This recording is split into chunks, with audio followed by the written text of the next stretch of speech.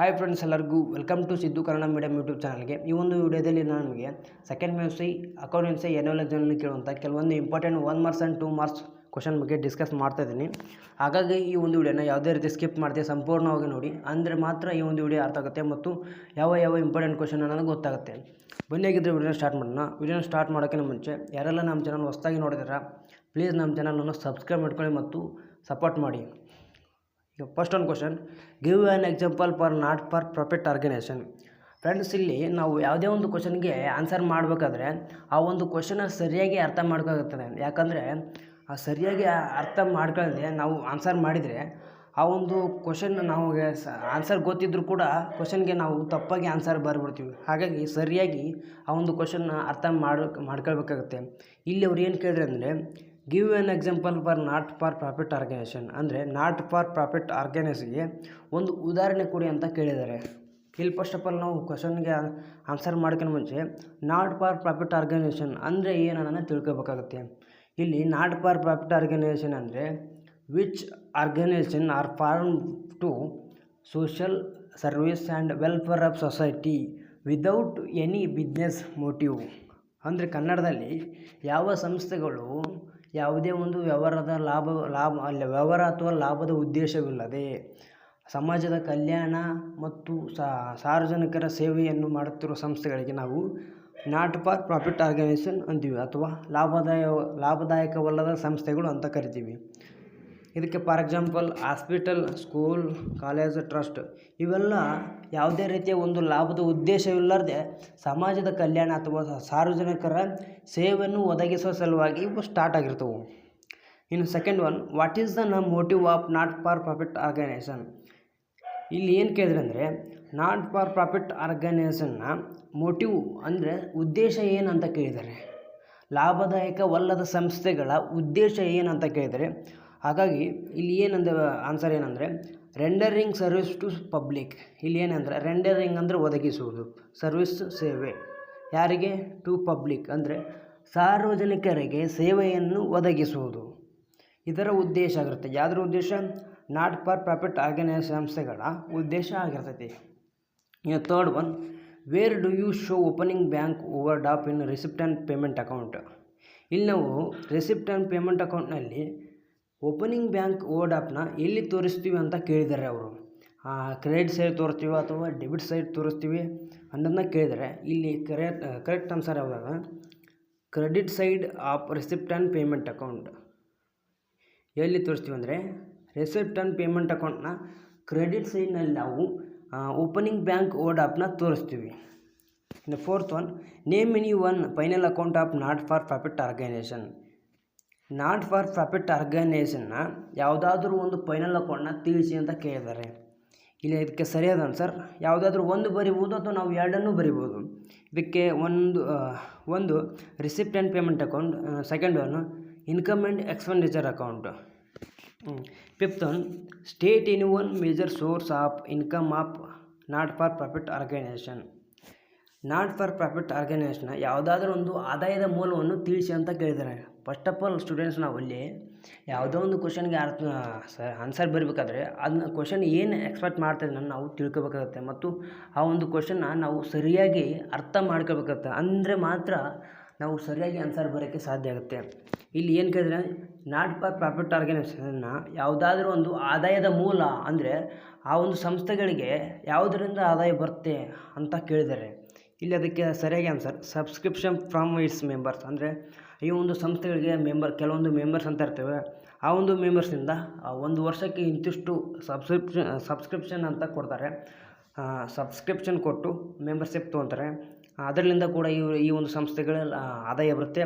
ಹಾಗೆ ಡೊನೇಷನ್, ದಾನ, ಕೆಲವೊಂದು ದಾನಿಗಳು ದಾನ ನೀಡ್ತಾರೆ ಇಂತಹ ಸಂಸ್ಥೆಗಳಿಗೆ ಮುಂದುವರಲಿ ಅನ್ನೋದಕ್ಕೆ ದಾನ ಮಾಡ್ತಾರೆ. ಇದರಿಂದ ಕೂಡ ಒಂದು ಆದಾಯ ಗಳಿಸ್ತಾರೆ. ಎಂಟ್ರೆನ್ಸ್ ಫೀ ಅಂದರೆ ಈ ಒಂದು ಸಂಸ್ಥೆಗಳಲ್ಲಿ ಇರ್ತಕ್ಕಂಥ ಒಂದು ಮೆಂಬರ್ಸ್ ಇರ್ತಾರಲ್ಲಿ ಆ ಒಂದು ಮೆಂಬರ್ಸ್ ಹಾಕೋಣ ಮುಂಚೆ ಅವ್ರಿಗೆ ಎಂಟ್ರೆನ್ಸ್ ಫೀ ಅಂತ ಇರುತ್ತೆ. ಎಂಟ್ರೆನ್ಸ್ ಫೀ ಕೊಟ್ಟು ಅವರು ಮೆಂಬರ್ಸ್ ಹಾಕ್ತಾರೆ. ಈ ಥರ ಕೆಲವೊಂದು ಕಡೆಯಿಂದ ಆದಾಯ ಈ ಒಂದು ಸಂಸ್ಥೆಗಳಿಗೆ ಬರ್ತೈತಿ. ಇದರಲ್ಲಿ ಪಹಲೆ ಈ ಒಂದು 5 ಕ್ವಶನಲ್ಲಿ ಯಾವ ಇಂಪಾರ್ಟೆಂಟ್ ಕ್ವಶನ್ ಅಂದರೆ ಫಸ್ಟ್ ಒಂದು ಕ್ವಶನ್ ಇದೆಯಲ್ಲ, give an example for not for profit organisation.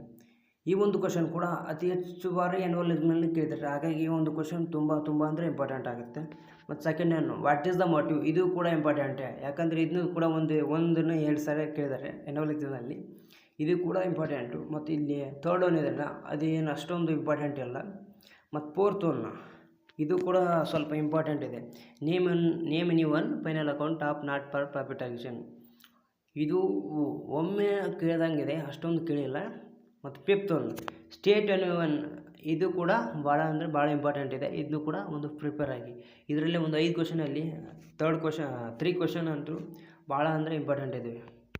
ಇನ್ನು 6th ಒಂದು question, state any one books of account maintain by not for profit organisation. ಇಲ್ಲಿ ಕ್ವಶನ್ ಏನು ಕೇಳಿದೆ ಅಂದರೆ, NPOನ ಮೇಂಟೈನ್ ಮಾಡೋಕ್ಕೆ ನಾವು ಯಾವ ಅಕೌಂಟ್ ಬುಕ್ನ ನಾವು ರೆಫರ್ ಮಾಡ್ತೀವಿ ಅಂತ ಇಲ್ಲಿ ಕ್ವಶನ್ ಕೇಳಿದ್ರೆ, ಇದಕ್ಕೆ correct answer cash book, journal book, ledger and register of members book. ಈ 4 ಬುಕ್ಗಳನ್ನ ನಾವು NPOನ ಮೇಂಟೈನ್ಸ್ ಮಾಡೋಕ್ಕೆ ಯೂಸ್ ಮಾಡ್ತೀವಿ. ಇನ್ನು 7th ಒಂದು ಕ್ವಶನ್, ಈ ಒಂದು ಕ್ವಶನ್ ಇಂಪಾರ್ಟೆಂಟ್ ಇದೆ, ಹಾಗಾಗಿ ರೆಡ್ ಮಾರ್ಕ್ ಹಾಕಿದೆ ನೋಡಿ ಇಲ್ಲಿ ಇಂಪಾರ್ಟೆಂಟ್ ಅಂತ. State any one future of receipt and payment account. Receipt and payment ಅಕೌಂಟ್ನ ಯಾವುದಾದ್ರು ಒಂದು ಲಕ್ಷಣವನ್ನು ತಿಳಿಸಿ ಅಂತ ಕೇಳಿದ್ರೆ, ಇದಕ್ಕೆ correct answer it is a real account. ಇದು ಒಂದು ರಿಯಲ್ ಅಕೌಂಟ್ ಆಗಿದೆ. ಮತ್ತು it include both capital and revenue items. ಇದು ಕ್ಯಾಪಿಟಲ್ ಮತ್ತು ರೆವೆನ್ಯೂ ಐಟಮ್ಸ್ ಎಂಬ 2 ಐಟಮ್ನ ಹೊಂದಿರ್ತೈತಿ. ಇನ್ನು 8th ಒಂದು question, income and expenditure account is prepared on which basis of accounting. ಇಲ್ಲಿ ಕ್ವಶನ್ ಏನು ಕೇಳಿದ್ರೆ ಅಂದರೆ, ಇನ್ಕಮ್ ಆ್ಯಂಡ್ ಎಕ್ಸ್ಪೆಂಡಿಚರ್ ಅಕೌಂಟಿಂಗ್ನ ಯಾವ ಬೇಸಿಸ್ ಮೇಲೆ ನಾವು ಪ್ರಿಪೇರ್ ಮಾಡ್ತೀವಿ ಅಂತ ಕೇಳಿದ್ರೆ, ಇದಕ್ಕೆ correct answer accrual system of accounting. It is prepared on accrual system of accounting. ಈ ಒಂದು ಇನ್ಕಮ್ ಆ್ಯಂಡ್ ಎಕ್ಸ್ಪೆಂಡಿಚರ್ ಅಕೌಂಟ್ ಯಾವುದ್ರ ಮೇಲೆ ಪ್ರಿಪೇರ್ ಮಾಡ್ತೀವಿ ಅಂದರೆ, ಅಕ್ರೂವಲ್ ಸಿಸ್ಟಮ್ ಆಫ್ ಅಕೌಂಟಿಂಗ್ ಮೇಲೆ ನಾವು ಪ್ರಿಪೇರ್ ಮಾಡ್ತೀವಿ. ಇನ್ನು 9th ಒಂದು question, what is the capital fund. Capital fund ಅಂತ ಅಂದರೆ ಏನಂತ ಕೇಳಿದ್ರೆ, ಇದಕ್ಕೆ correct answer capital fund is the difference between asset and liabilities of not profit organisation. Capital fund ಅಂದರೆ NPOನ ಲಯಬಿಲಿಟೀಸ್ ಮತ್ತು ಅಸೆಟ್ ನಡುವಿನ ವ್ಯತ್ಯಾಸವನ್ನು ನಾವು ಕ್ಯಾಪಿಟಲ್ ಫಂಡ್ ಅಂತ ಕರಿತೀವಿ. ಈ 8th 9th ಕ್ವಶನ್ ಅಷ್ಟೊಂದು ಏನು ಆ್ಯನ್ಯುವಲ್ ಎಕ್ಸಾಮ್ನಲ್ಲಿ ಅಷ್ಟೊಂದು ಏನು ಕೇಳಿಲ್ಲ, ಹಾಗಾಗಿ ನಾನು ಇಂಪಾರ್ಟೆಂಟ್ ಅಂತ ಇಲ್ಲಿ ಮೇಲೆ ಎಲ್ಲಿ ಹಾಕಿಲ್ಲ. ಇನ್ನು 10th ಒಂದು ಕ್ವಶನ್, ಈ 10th ಕ್ವಶನ್ ವೆರಿ ಇಂಪಾರ್ಟೆಂಟ್ ಇದೆ. Give an example for specific donation. ಇಲ್ಲಿ ಸ್ಪೆಸಿಫಿಕ್ ಡೊನೇಷನ್ಗೆ ಉದಾಹರಣೆ ಕೊಡು ಅಂತ ಕೇಳಿದರೆ, ಸ್ಪೆಸಿಫಿಕ್ ಅಂದರೆ ನಿರ್ದಿಷ್ಟ ಒಂದು ಕಾರಣಕ್ಕೆ ನಾವು ಡೊನೇಷನ್ ಕೊಟ್ಟಿರಬೇಕು. ಆ ಥರ ಒಂದು ಎಕ್ಸಾಂಪಲ್ ಕೇಳಿದ್ರೆ, ಇಲ್ಲಿ donation for building, donation for computer lab. ಇಲ್ಲಿ ಯಾವ ಕಾರಣಕ್ಕೆ ಡೊನೇಷನ್ ಕೊಟ್ಟಿದ್ದಾರೆ ಅಂದರೆ, ಬಿಲ್ಡಿಂಗ್ ಕಟ್ಸೋಕ್ಕೆ ಕಾರಣಕ್ಕೆ ಇಲ್ಲಿ ಡೊನೇಷನ್ ಕೊಟ್ಟಿದ್ದಾರೆ. ಮತ್ತು ಇನ್ನೊಂದು ಡೊನೇಷನ್ ಫಾರ್ ಕಂಪ್ಯೂಟರ್ ಲ್ಯಾಬ್, ಇಲ್ಲಿ ಕಂಪ್ಯೂಟರ್ ಲ್ಯಾಬ್ನ ಓಪನ್ ಮಾಡೋಕ್ಕೆ ಕಾರಣಕ್ಕೆ ಇಲ್ಲಿ ಡೊನೇಷನ್ನ ಕೊಟ್ಟಿದ್ದಾರೆ ಇಲ್ಲಿ. ಇನ್ನು 11th ಒಂದು question, where do you show the tournament expense when there is a tournament fund. ಇಲ್ಲಿ ನೀವು ಟೂರ್ನಮೆಂಟ್ ಎಕ್ಸ್ಪೆನ್ಸ್ನ ಎಲ್ಲಿ ತೋರಿಸ್ತೀರ ಅಂತ ಕೇಳಿದ್ರೆ, ಇದು correct answer tournament expense is deducted from tournament fund on liability side of balance sheet. ಇಲ್ಲಿ ಎಲ್ಲಿ ತೋರಿಸ್ತೀವಿ ಅಂದರೆ, ಬ್ಯಾಲೆನ್ಸ್ ಶೀಟ್ನ ಲಯಬಿಲಿಟಿ ಸೈಡ್ ಟೂರ್ನಮೆಂಟ್ ಫಂಡ್ನಿಂದ ನಾವು ಟೂರ್ನಮೆಂಟ್ ಎಕ್ಸ್ಪೆನ್ಸ್ನ ಡಿಡಕ್ಟ್ ಮಾಡ್ತೀವಿ, ಅಂದರೆ ಕಳಿತೀವಿ. ಇನ್ನು 12th ಒಂದು question, how do you treat the life membership fees. ಅಂದರೆ ನೀವು ಲೈಫ್ ಮೆಂಬರ್ಶಿಪ್ ಫೀಸ್ನ ಯಾವ ಥರ ನೀವು ಟ್ರೀಟ್ ಮಾಡ್ತೀವಿ, ಕ್ಯಾಪಿಟಲ್ ರಿಸಿಪ್ಟ್ ಅಂತ ಏನು ಟ್ರೀಟ್ ಮಾಡ್ತೀರಾ ಅಥವಾ ರೆವೆನ್ಯೂ ರಿಸಿಪ್ಟ್ ಅಂತ ಟ್ರೀಟ್ ಮಾಡ್ತೀರಾ ಅಂತ ಕೇಳಿದ್ರೆ, ಇಲ್ಲಿ ಕರೆಕ್ಟ್ ಆನ್ಸರ್ ಕ್ಯಾಪಿಟಲ್ ರಿಸಿಪ್ಟ್. ನಾವು ಲೈಫ್ ಮೆಂಬರ್ಶಿಪ್ ಫೀಸ್ನ ಕ್ಯಾಪಿಟಲ್ ರಿಸಿಪ್ಟ್ ಥರ ನಾವು ಟ್ರೀಟ್ ಮಾಡ್ತೀವಿ. ಇನ್ನು 2 ಮಾರ್ಕ್ಸ್ ಬರೋದಾದ್ರೆ,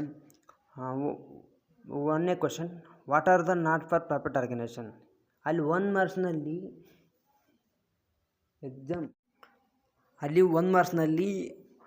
ನಾಟ್ ಫಾರ್ ಪ್ರಾಫಿಟ್ ಆರ್ಗನೈಸೇಷನ್ಗೆ ಉದಾಹರಣೆ ಕೊಡಿ ಅಂತ ಕೇಳಿದ್ರು. ಆದರೆ ಇಲ್ಲಿ 2 ಮಾರ್ಕ್ಸ್ಗೆ ಆ ಡೆಫಿನೇಷನ್ ಕೇಳಿದ್ರೆ ಫ್ರೆಂಡ್ಸ್, ನಾವು ಇಲ್ಲಿ ಬುಕ್ದಲ್ಲಿ ಏನು ಕೊಟ್ಟಿರ್ತಾರೆ ಅದನ್ನು ಬರೀಬೇಕಾಗುತ್ತೆ. ನಾವು ಓನ್ ಮೀನಿಂಗ್ ಅಂದರೆ ವಾಟ್ ಈಸ್ ದ NPO ಅಂತ ಕೇಳಿದ್ರೆ ನಮ್ಮ ಸ್ಟೈಲಲ್ಲಿ ನಾವು ಬರಿಬೋದು. ಅಂದರೆ ನಮ್ಗೆ ಏನು ತಿಳಿದ್ರೆ ತಾವು ಆ ಒಂದು ವಾಕ್ಯನ ನಾವು ಬರಿಬೋದು.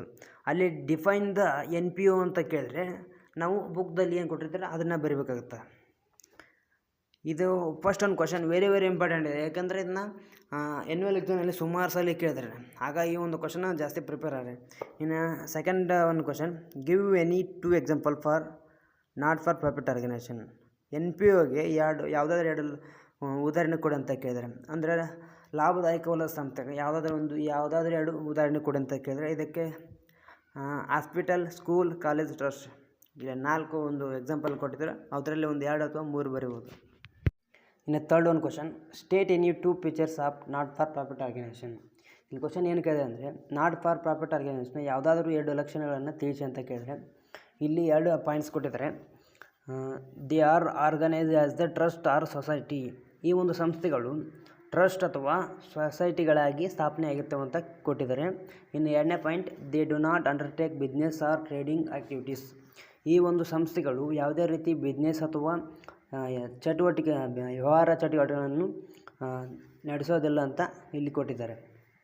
ಇನ್ನು ಫೋರ್ತ್ ಒಂದು question, name any 2 books of accounts maintained by not for profit organisation. Question ಏನಂದರೆ, NPOನ ಮೇಂಟೈನ್ ಮಾಡೋಕ್ಕೆ ಯಾವುದಾದ್ರೂ 2 ಬುಕ್ಗಳನ್ನ ತಿಳಿಸಿ ಅಂತ ಕೇಳಿದರೆ, ಈ ಒಂದು ಕ್ವಶನ್ನ 1 ಮಾರ್ಕ್ಸ್ನಲ್ಲಿ ಕೂಡ ಕೇಳಿದರೆ ಮತ್ತು ಹಾಗೆ ಈ 2 ಮಾರ್ಕ್ಸ್ನಲ್ಲಿ ಕೇಳಿದ್ದಾರೆ. ಇದಕ್ಕೆ ಕರೆಕ್ಟ್ ಆನ್ಸರ್ ಏನಂದರೆ, cash book, ledger book, journal book, register of members book.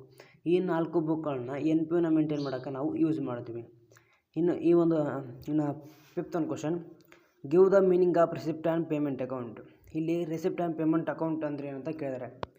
ಇದಕ್ಕೆ correct answer, it is a cash receipt and cash payment of not for profit organisation. ಇದು ಯಾವ ಅಕೌಂಟ್ ಅಂದರೆ cash receipt and cash payment of not for profit organisation. ಅಂದರೆ NPOನ cash receipt and cash ಪೇಮೆಂಟ್ನ ಒಂದು account ಆಗಿದೆ. And it is relating to given period of time. ಅಂದರೆ ಇಂತಿಷ್ಟು ಅವಧಿಗೆ ಕೊಟ್ಟಿರುವಂಥ ಅವಧಿಗೆ ಇದು ಸಂಬಂಧಿಸಿದೆ. ಮತ್ತು it is a prepared to find the closing cash balance. ಮತ್ತು ಇದನ್ನು ಕ್ಲೋಸಿಂಗ್ ಕ್ಯಾಶ್ ಬ್ಯಾಲೆನ್ಸ್ನ ಕಂಡುಹಿಡಿಯೋದಕ್ಕೆ ಈ ಒಂದು ಅಕೌಂಟ್ನ ನಾವು ಬಳಸ್ತೀವಿ. ಇನ್ನು ಸಿಕ್ಸ್ತ್ ಒಂದು ಕ್ವಶನ್ ಇಂಪಾರ್ಟೆಂಟ್ ಇದೆ, ಹಾಗಾಗಿ ಇದನ್ನು ಕೂಡ ಜಾಸ್ತಿ ಫೋಕಸ್ ಮಾಡಿ. State any 2 features of receipt and payment account. Receipt and payment ಅಕೌಂಟ್ನ ಯಾವುದಾದ್ರೂ 2 ಲಕ್ಷಣಗಳನ್ನ ತಿಳಿಸಿ ಅಂತ ಕೇಳಿದರೆ, ಇದು 1 ಮಾರ್ಕ್ಸ್ನಲ್ಲಿ ಕೂಡ ಬಂದಿದೆ ಮತ್ತು ಇಲ್ಲಿ 2 ಮಾರ್ಕ್ಸ್ನಲ್ಲಿ ಕೂಡ ಬಂದಿದೆ. ಇದಕ್ಕೆ ಕರೆಕ್ಟ್ ಆನ್ಸರ್ ಅಂದರೆ, it is an asset account. ಇದು ಫಸ್ಟ್ ಒಂದು point. In second point, it is prepared on cash system of accounting. ಇದು second point. In third point, it is prepared from cash book. ಇದು third point, it is prepared at the end of the accounting. ಇದು accounting ಇಯರ್ನ ಕೊನೆಯಲ್ಲಿ ಇದು prepare ಮಾಡ್ತೀವಿ. ಇನ್ನೊಂದು 7th ಒಂದು question, ಇದು ಕೂಡ ಇಂಪಾರ್ಟೆಂಟ್ ಅಂತ ಹಾಕಿದೆ ನಾನು. ಇದು ಕೂಡ ಇಂಪಾರ್ಟೆಂಟ್ ಕ್ವಶನ್ನೇ. ಇದನ್ನು ಕೂಡ ಜಾಸ್ತಿ ಎನ್ಒಲಜಿನಲ್ಲೇ ಕೇಳಿದ್ದಾರೆ. ಕ್ವಶನ್ ಏನಂದರೆ, what is the income and expenditure account. ಇಲ್ಲಿ ಇನ್ಕಮ್ ಆ್ಯಂಡ್ ಎಕ್ಸ್ಪೆಂಡಿಚರ್ ಅಕೌಂಟ್ ಅಂದರೆ ಅಂತ ಕೇಳಿದರೆ, ಇದಕ್ಕೆ correct answer, it is A revenue account which shows the ಸಮ್ರಿ of income and expense of NPO. ಇದು ಯಾವ ಅಕೌಂಟ್ ಅಂದರೆ ರೆವೆನ್ಯೂ ಅಕೌಂಟ್. ಯಾವ ಒಂದು ಅಕೌಂಟ್ NPOನ ಎಕ್ಸ್ಪೆನ್ಸ್ ಮತ್ತು ಇನ್ಕಮ್ನ ಒಂದು ಸಾರಾಂಶವನ್ನು ತೋರಿಸುತ್ತೆ ನೋಡು, ಆ ಒಂದು ಅಕೌಂಟ್ ನಾವು ಇನ್ಕಮ್ ಆ್ಯಂಡ್ ಎಕ್ಸ್ಪೆಂಡಿಚರ್ ಅಂತ ಕರಿತೀವಿ. And it is prepared to find out the surplus or deficit of income over expenditure. ಮತ್ತು ಇದನ್ನು ಎದಕ್ಕೆ ಬಳಸ್ತೀವಿ ಅಂದರೆ, it is a prepared to find out the surplus. ಅಂದರೆ ಸರ್ಪ್ಲಸ್ನ ಕಂಡುಹಿಡಿಯೋಕ್ಕೆ ಮತ್ತು ಅಥವಾ deficit of income over expenditure, ಅಂದರೆ ಜಾಸ್ತಿ ಒಂದು ಖರ್ಚು ಆಗಿರುತ್ತಲ್ಲ ಅದನ್ನು ಕಂಡುಹಿಡಿಯೋಕ್ಕೆ ಈ ಒಂದು ಅಕೌಂಟನ್ನ ನಾವು ಯೂಸ್ ಮಾಡ್ತೀವಿ. ಇನ್ನು 8th one, state any 2 features of income and expenditure account. ಅಂದರೆ ಇನ್ಕಮ್ ಆ್ಯಂಡ್ ಎಕ್ಸ್ಪೆಂಡಿಚರ್ ಅಕೌಂಟ್ನ ಯಾವುದಾದ್ರೂ ಲಕ್ಷಣ ತಿಳಿಸಿ ಅಂತ ಕೇಳಿದ್ರೆ, ಇದಕ್ಕೆ ಕರೆಕ್ಟ್ ಆನ್ಸರ್, ಇಲ್ಲಿ 5 ಪಾಯಿಂಟ್ಸ್ ಕೊಟ್ಟಿದ್ದಾರೆ. ಫಸ್ಟ್ ಒಂದು point, it is an account for income and expenditure. ಇದು ಒಂದು ಇನ್ಕಮ್ ಮತ್ತು ಎಕ್ಸ್ಪೆಂಡಿಚರ್ನ ಅಕೌಂಟ್ ಆಗಿದೆ. ಒಂದು it is prepared at the end of the accounting year. ಇದು ಅಕೌಂಟಿಂಗ್ ಇಯರ್ನ ಎಂಡಿನಲ್ಲಿ ಕೊನೆಯಲ್ಲಿ ನಾವು ಪ್ರಿಪೇರ್ ಮಾಡ್ತೀವಿ. ಮತ್ತು ಥರ್ಡ್ ಒಂದು point, it include only revenue items. ಇದು ಕೇವಲ ರೆವೆನ್ಯೂ ಐಟಮ್ಸ್ ಮಾತ್ರ ಹೊಂದಿರುತ್ತೆ. ಮತ್ತು fourth one, it includes non cash items like ಡಿಪ್ರಿಷನ್, bad debts etcetera. ಇದು ನಾನ್ ಕ್ಯಾಶ್ ಐಟಮ್ಸ್ ಮಾತ್ರ ಒಳಗೊಂಡಿರುತ್ತೆ, ಲೈಕ್ ಡಿಪ್ರೆಷನ್, ಬ್ಯಾಡ್ ಡೆಟ್ಸ್, ಈ ಥರ ನಾನ್ ಕ್ಯಾಶ್ ಐಟಮ್ಸ್ ಮಾತ್ರ ಹೊಂದಿರುತ್ತೆ. ಇನ್ನು 5th ಒಂದು question, it does not start with any opening balance. ಇದು ಯಾವುದೇ ಕಾರಣಕ್ಕೂ ಓಪನಿಂಗ್ ಬ್ಯಾಲೆನ್ಸಿಂದ ಸ್ಟಾರ್ಟ್ ಆಗೋದಿಲ್ಲ. ಇನ್ನು 9th ಒಂದು question, give any 2 example for revenue expenditure. Revenue ಎಕ್ಸ್ಪೆಂಡಿಚರ್ಗೆ ಯಾವುದಾದ್ರೂ 2 ಲಕ್ಷಣಗಳನ್ನು, ಯಾವುದಾದ್ರೂ 2 ಉದಾಹರಣೆ ಕೊಡಿ ಅಂತ ಕೇಳಿದರೆ, ಇಲ್ಲಿ ಆನ್ಸರ್ ಏನಂದರೆ salary paid, rent paid, printing and stationery expenses. ಇವೆಲ್ಲವು ರೆವೆನ್ಯೂ ಎಕ್ಸ್ಪೆಂಡಿಚರ್ಗೆ ಎಕ್ಸಾಂಪಲ್ಸ್.